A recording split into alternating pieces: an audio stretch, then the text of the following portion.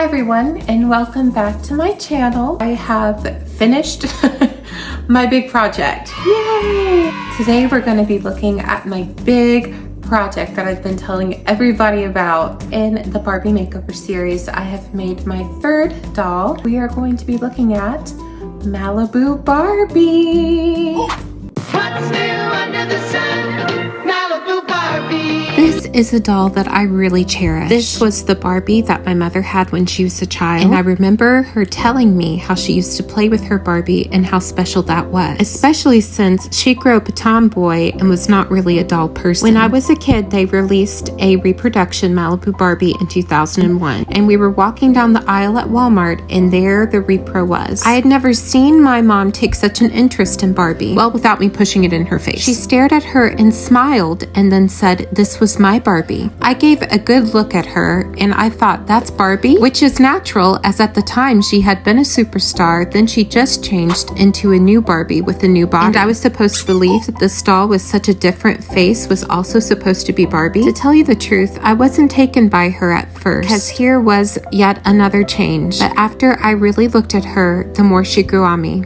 especially after seeing my mother's reaction. So fortunately for me, I never had to beg for a Malibu Barbie. She was definitely coming home with us. And from then on, this doll has been on several moves and all kinds of adventures with me. And every time I look at her, I think of my mother, which is one of the most special connections that anyone can ever have. And although my mother is not forever, this Barbie doll will be. I love Malibu Barbie. Malibu Barbie. The nightmare. The nerve. In this series, I want to encourage you all to start making your own dolls. Instead of sitting back and complaining about how Barbie's quality is lackluster, why don't we just take control of it and make a better doll ourselves? Because I think we all are creative. But yeah, I think it would be super cool to see what you all come up with. I also would like to address all of the new followers here. Hello, hi. Thank you so much for being here and watching my videos and being super supportive.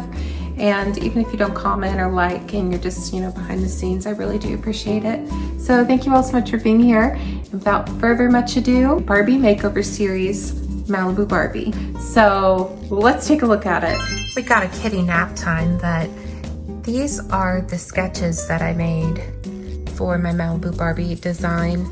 And I've been doing this, designing this Malibu Barbie for over a year now. And I've been like, oh, this is what I'm gonna do. Like, first it started off as play lines. So like, I've got everything here. So like, if I were in charge, I would make a new play line of Malibu dolls. And this is like the whole look that I would be going for. She would have the odile sculpt, and there would be like a second outfit opportunity and all that shit. So yeah, these are my plans for sure. Let's see if I don't think I have like a face up, but this is basically what I would be going for. It's like a really cute vibe, and that's what we're gonna make.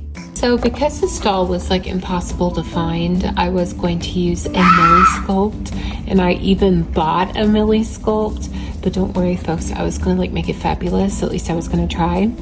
And I originally wanted this odile mermaid, the really tan one, to use for my Malibu Barbie.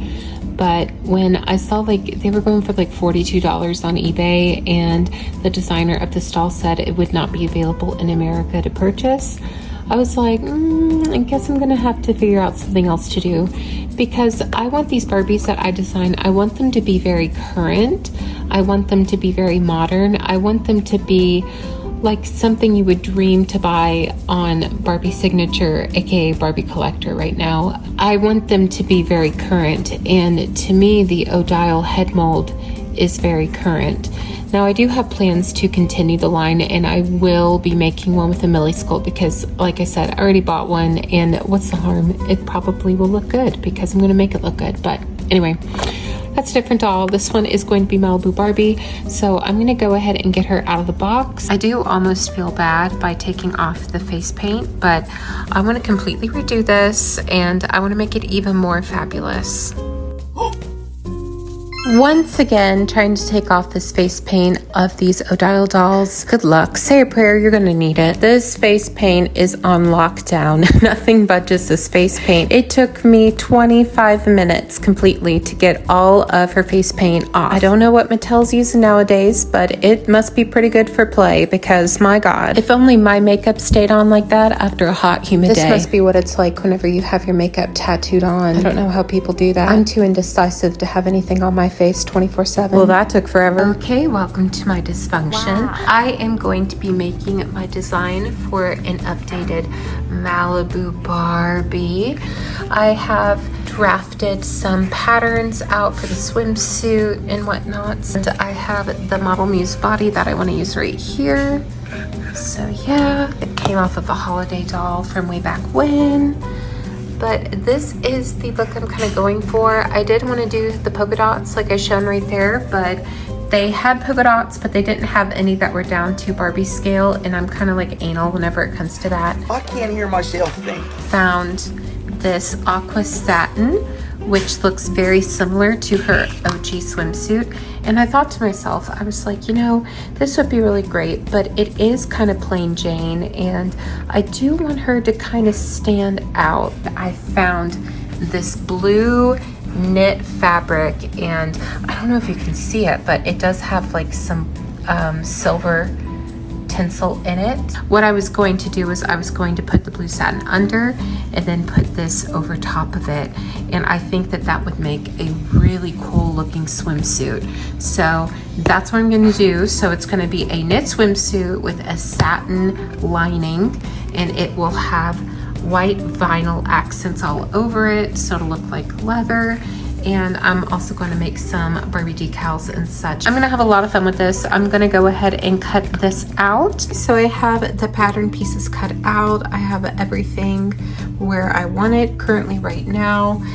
I am just making a swimsuit for this doll, so I'm not making a complete other look.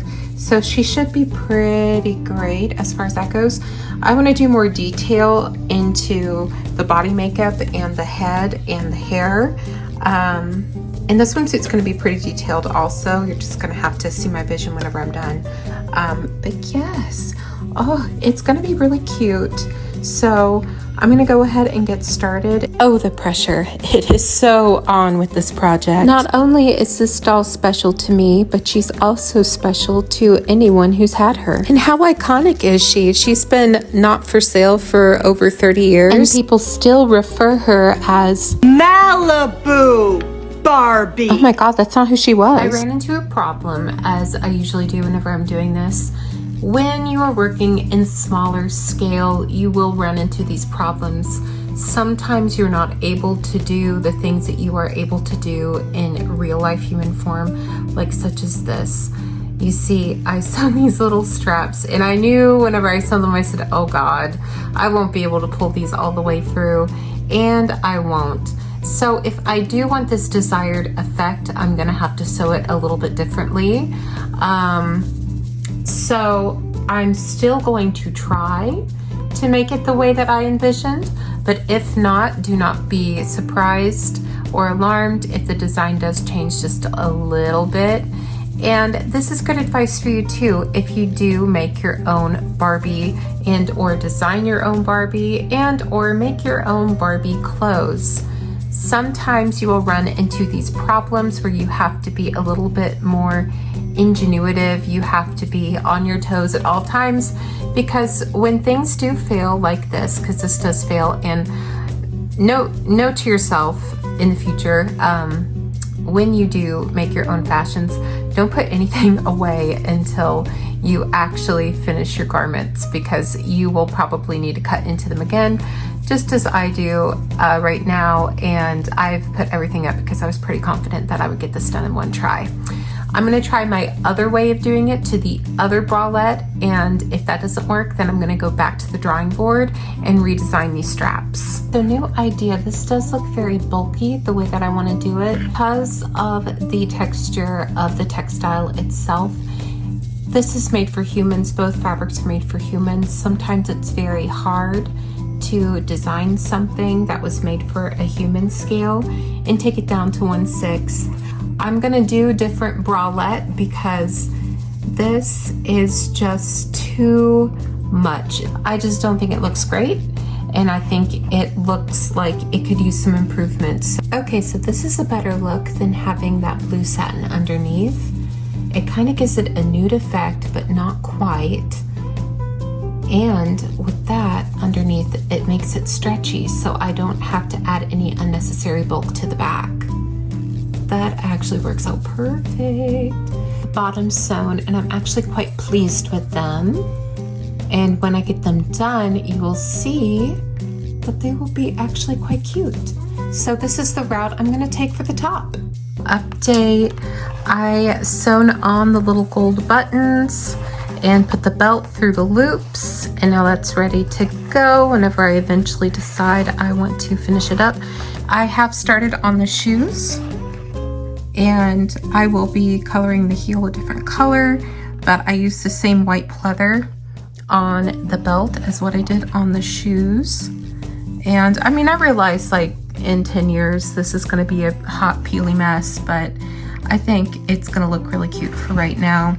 Now, I made these shoes actually by going to Walmart and getting the shoe pack, the brand new Barbie shoe pack, and I cut off the plastic straps. This shoe is very hard plastic. This would work on a regular Barbie foot, just not on a Model Muse. So I went and I cut out the plastic parts of the shoe, and I made it a shoe last, and a shoe last is basically this right here where it's got no straps on it whatsoever. And then I wrapped my pleather strap around the doll's foot, sewn it together, and then took glue and then glued it on, so that way it looks like this. So that is a little DIY for you, how to make your own Barbie shoes if you'd like to. So I have cut out the bag pieces. I'm gonna make her a beach bag. I'm using the same material that I used for my other Barbie beach bag, so I'm hoping it comes out just as nice, if not nicer. I'm kind of biting off more than I can chew, which is like with every usual project of mine, because I want to challenge myself and because I've not gone to school for this. So this is like, you know, me just going through things and like trying things out. I want to try to use the pleather that I purchased. I have so much freaking pleather. I'm not very good at using pleather. I have like all the right sewing attachments and stuff, but like I'm just not the best at sewing it, like I never have been. So this much pleather is kind of like freaking me out a little bit. I'm kind of like on edge. Look how stressed my is. But I hope that I can get everything looking about as nice as I want to, if not nicer. Remember when I said I wasn't good at sewing leather? I'm a big fat liar. Apparently I'm pretty good. I would have to say though, I did get a new sewing machine not too long ago. So the last time I was trying to sew leather was with my old sewing machine that I had for 15 years, but that's beside the point. My initial goal with these dolls that I design is I want them to be super campy, and I want them to reflect Barbie's history as well as show Barbie now. So basically show her future as well. So I like these little bees that I put on her bag, and I think I'm going to put one right up here on her swimsuit. I think that will be really cute and tight together to the Sunset Malibu gang, as well as the Sun Lovin' Malibu, who had the tan lines, which I'm going to give her some.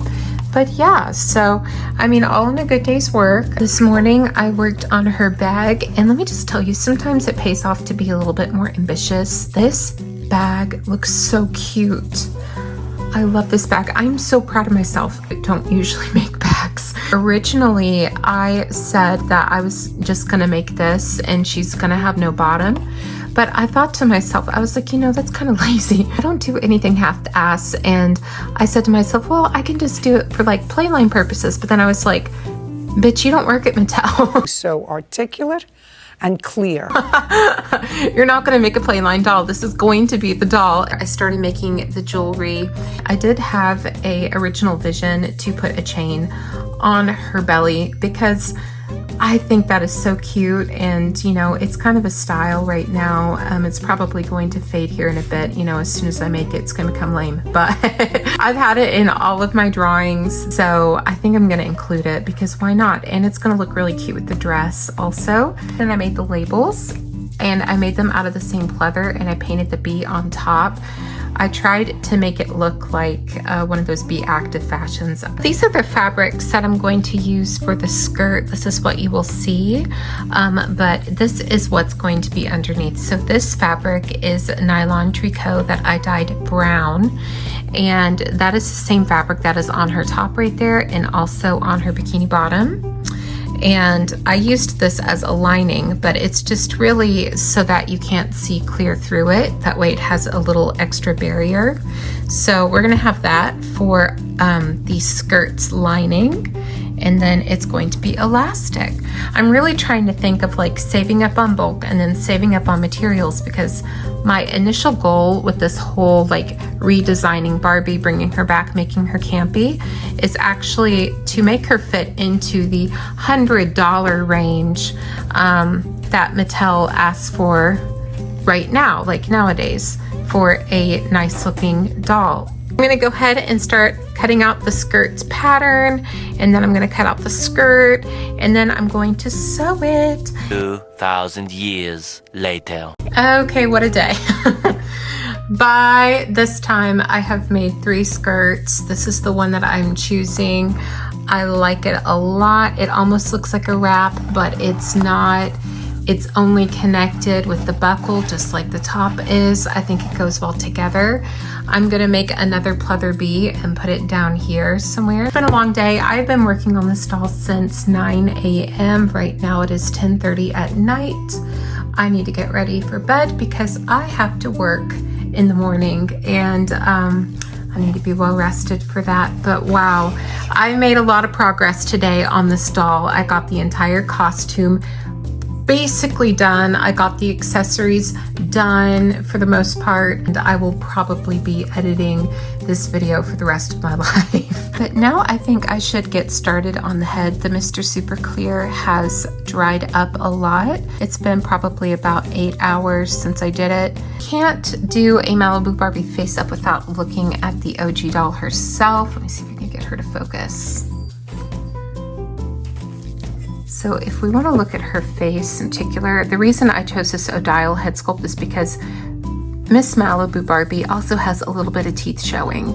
Her face sculpt is a Stacy head sculpt, and the way that she's painted is very minimal, and that's what you're going for, but she does have blue eyeshadow, very peach lips, blushing. Her eyebrows are very thin, bare boned. She looks completely different from the twists and turns that came out before her.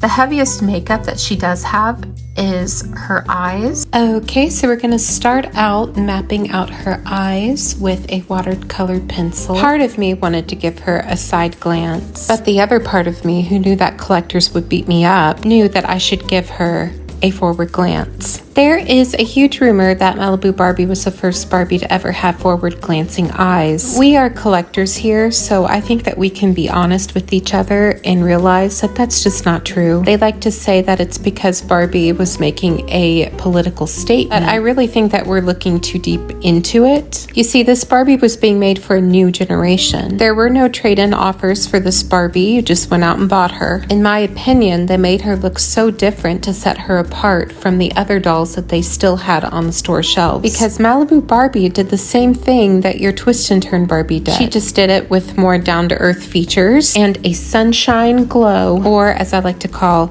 orange skin. That's right, George Hamilton is quaking at the skin tone of Malibu Barbie. It was, for all intents and purposes, a rebrand. This was not your older sister's Barbie. This was a new Barbie. A Barbie who represented the beauty standards for the time that she was being made. Heavy mod makeup was out and natural looking makeup was in. Let's think of what 2016 makeup is like compared to what 2024 makeup is like. Malibu Barbie was Miss No Makeup makeup, and Twist and Turn Barbie was like, hi sisters, it's 2016. And for face value, it does seem like Malibu Barbie would also be cheaper to produce, possibly even quicker. There really wasn't much hairstyling going on with Malibu Barbie, and she didn't have false lashes, so they didn't have to root those in the factory, which I'm sure saved them money in the end. And let's talk about hairstyling. Her hair is stick straight. There's no curl, there's no body wave in that hair. There are some earlier editions that were made with saran hair, but for the most part, you will find Malibu Barbies with either nylon hair or acetate hair. Mattel was also using a lot of different factories in the 1970s as well, which meant their mass production increased by a lot, which meant Barbie was even more accessible than she had been in the past. So yeah, sure, there were politics going on, but not the kind that you think. If you don't believe me, let's look at some dolls that came out before Malibu Barbie, and we will be looking at Barbie, not her friends and not her family.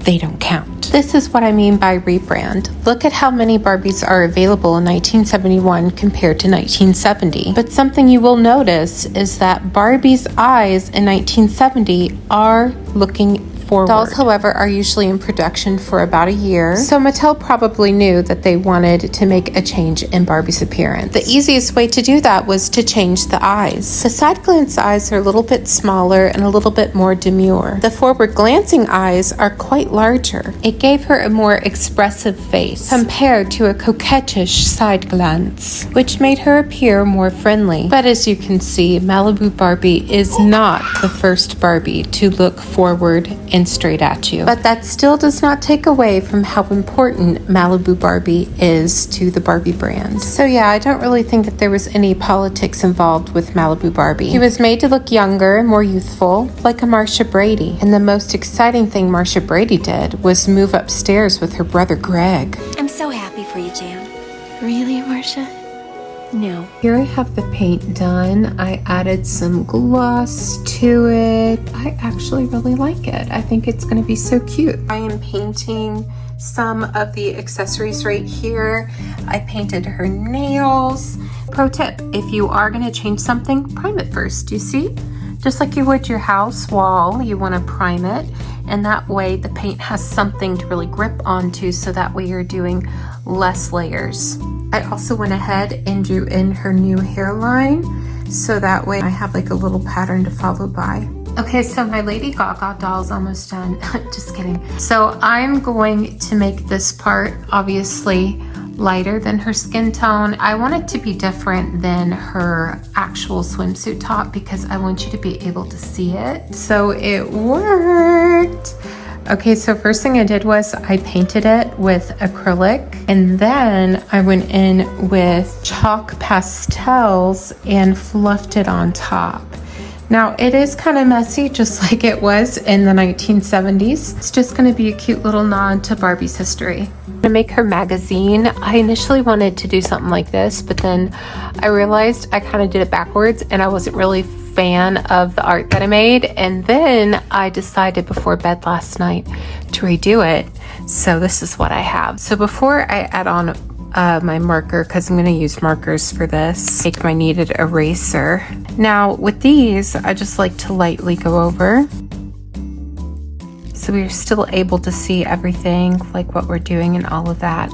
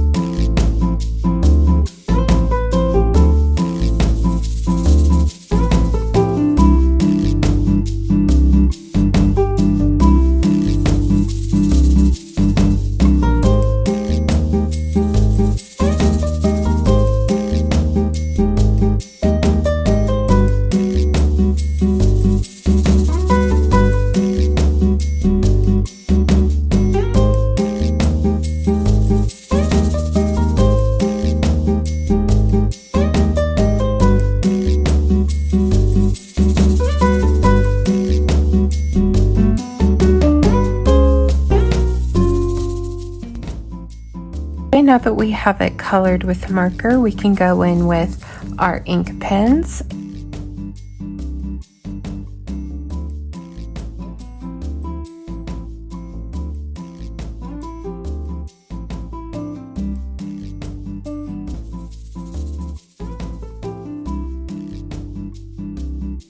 I'm going to start making the book. Here's the magazine all done.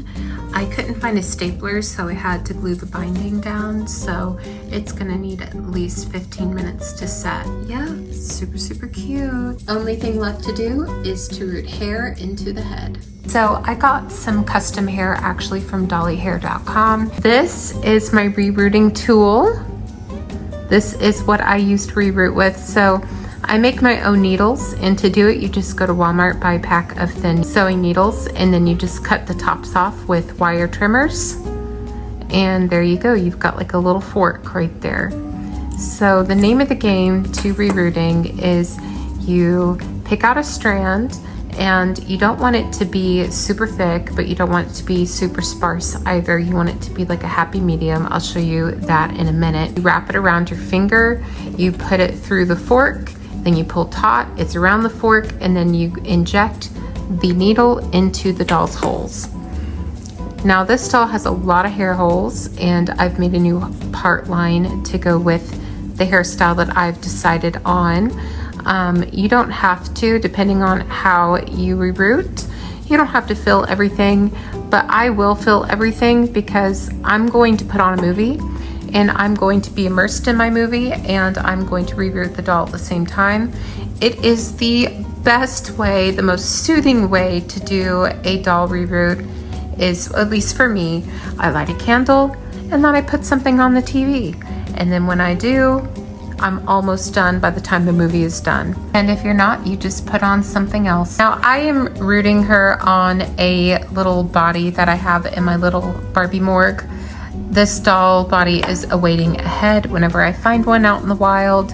And I didn't want to use her Model Muse body because it's, number one, already dressed. I don't want to risk chipping the tan lines that I put onto the body. So I will be rerooting her on a separate body and then styling her hair on a separate body. And then whenever she's all good and done, she will be transferred onto her regular body. Let's talk about the rerooting tool. Where to get one. I've had this rerooting tool for probably 10 years now or more. I got this off restoredoll.com. You can get these rerooting tools anywhere where you can buy doll hair.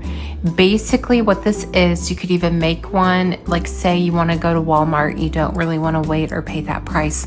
You could get an X-Acto blade and you can replace, see like right up here, that's basically what this is. It's like an X-Acto blade, or it's like one of those tools where you twist in the screw or anything like that. That's basically all this is. You can open it up by twisting and then close it by twisting back. You don't need an actual doll rerooting tool. My first rerooting tool I did make all by myself. I used a old X-Acto blade handle and just used that, and it worked fine. But I've been using this for a while and I do like it. So do you need a rerooting tool, official rerooting tool? No, but I do like it, so I do have one. Like I said, with the needle head, you want to get a needle head that can easily go into the holes that are either already in the doll's head or that you want to make into the doll's head. So you don't want to use a very thick needle because you are going to make a larger hole than what you really need to. And plus, you don't need to have really thick sections of hair. I will show you how thin the hair ideally should be and why it should be that thin. Look at this doll's hairline right around here. This doll's hair was very sparse around the hairline. You don't want to make it extra thick. If you were to make it extra thick, what you're going to run into is ripping into her vinyl. And that is a mistake that sometimes even I make now. You know, like where you get a little bit too into something that you're doing and then you start plugging in hair. But these thicker hair plugs can actually go over here on the sides, if you can see that, because they're further apart. Whenever you get to the hair plugs that are closer together, those are going to be the thinner plugs. Those are going to be the ones that you want to put the thinnest amount of hair that you possibly can. I'll show you how I reroot my doll's hair. So I take a very small strand of hair. Do you see how small that is? That is very small. I'm gonna wrap it around my finger like so. I'm going to look at it and see if it's even, and it is. And it doesn't have to be even too, but for this doll, I do want her hair to be moderately long. So I've got it wrapped around my finger just once. I'll even do it again for you. I'm gonna do it 3 times, then I'm gonna go on my merry way and then keep doing it. I just want to explain how I do this process. So I wrap it around my finger like so. 1 loop ought to do it. I take the rerooting needle where that fork is that I showed you before. See how it's in the hair? It's holding on to the hair. I'm gonna put my finger, my pointer finger, on top of the fork so the hair does not come out. I'm taking my other finger out and then I'm pulling taut. Now I'm gonna take this hair and I'm going to put it into the doll's scalp, wherever there's a predetermined hole. I'm choosing right here. And there we go. Now don't pull really tight, but pull tight enough to where it does come out. You see that right there? Now I don't use glue at the end of my reroots. I just don't feel the need to. I think it's kind of an unnecessary step if you do it this way. Exactly. See how I wrap it around my finger and it's a very tiny strand of hair. The reason why you want it small, it's going to be wrapped around itself, and look how thick it is now compared to how skinny it is. This is the desired width of the strand itself. I'm going to place it in between the fork again, put my finger on top, pull taut. I'm going to go into the other predetermined hole right here. And there we are. Now you might be wondering why I don't use glue. And that's because, like I said, it's not necessary for me. When I'm doing these dolls, I don't want to put anything in them that is nearly irreversible. So let's say, for instance, I'm restoring a doll. I like the hair color that I'm using. I've done the research and I think it's the best hair color ever. But let's say Shandy Poo Poo goes out and buys my doll. She doesn't like it. She'd rather this blonde be a brunette. She can try to take out that hair if I put glue in it, but it's going to be a hassle and you might actually hurt the doll. And who's to say that later on that glue might not start to seep out of the doll's hair or may irritate the doll's vinyl and make it decompose faster. I don't want to do that. So what I do is I skip that step entirely, and right after I'm finished doing a reroot, I will boil wash this doll's head and hair. And why I do that is because when you put a doll's vinyl appendage, whether it be an arm, a leg, or a head, and let's say it has an imperfection like a dent on it, when you put it into hot water, that hot water basically puts the plastisol back in its factory setting. So however that mold was, however it was molded into, it's going to bounce back. So say like all these holes right here, I've not boil washed this doll, by the way, yet. I've not boil washed this doll's head. If I were to do it right now, there would be holes, but they would be very fine and I couldn't see them. But whenever I boil wash this doll, after I reroot, it's going to make the holes tighter and it's going to kink up the knots that's inside of the doll's head. And that way, you don't need glue. Check that out. So if you follow these steps, like I said, it'll be super, super easy for you. Your first reroot might take you a little bit longer than somebody's second and or third. And don't get discouraged if anything wrong happens. Just remember to have fun and to just feel free with it and be free with it. And trust your better judgment. So just keep all of that in mind when doing your reroot. This can be a lot of fun. It can be almost therapeutic. I'm gonna go ahead and get all of her hair done. If you'd like to know how to thatch your hairline or how to style your Barbie's hair, I have 2 separate videos on that in my Barbie tutorials. Buckle up, buttercups. It's time for the grand reveal. Come on in and see the Barbie.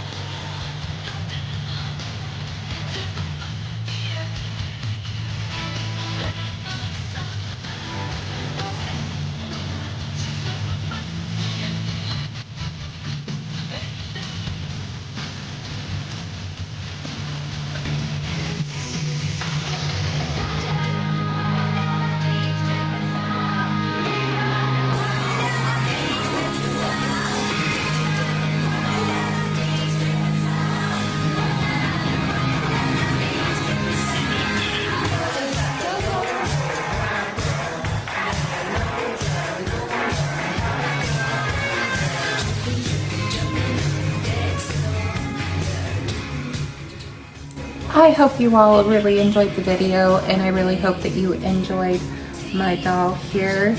I had a lot of fun making it. I always have fun making these, and yeah, I really hope that this inspires you to do something that you really love. Thank you all so much for watching, and I hope you check out my other videos, and I hope you stick around and come on back. Come back and see me sometime. Thank you all so much. Malibu Barbie.